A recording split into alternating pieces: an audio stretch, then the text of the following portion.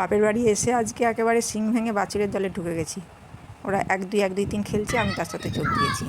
খেলার নিয়মটা হচ্ছে একটুখানি গ্যাপে ওই 8-10 মিটার মতন দূরে একটা ঘর কাটা থাকবে, আর উল্টো দিকে মুখ করে একজন 1-2-1-2-3 বলবে। তার সময় সেই সময়ের মধ্যে ওই ঘর থেকে বেরিয়ে যে যার মতন দাঁড়িয়ে পড়তে হবে, একটু একটু করে এগিয়ে যেতে হবে।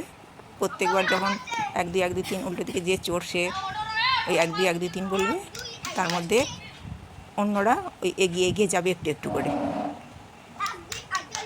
এইভাবেই শেষ পর্যন্ত এসে যখন যদি তার মধ্যে কেউ নড়ে ফেলে তাহলে সে আউট হয়ে যাবে। এর মধ্যেই ওই পৌঁছে যেতে হবে যে চোর, তার কাছে গিয়ে তাকে মেরে আবার ঘরে ফিরে এলেই সবাই কিন্তু আবার উদ্ধার হয়ে যাবে। এটাই হচ্ছে খেলার নিয়ম।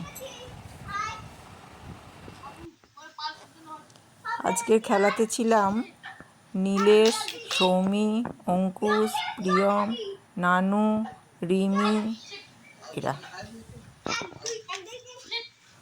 কি মনে হচ্ছে, চোর কি আমাদের শেষ পর্যন্ত ধরতে পারবে?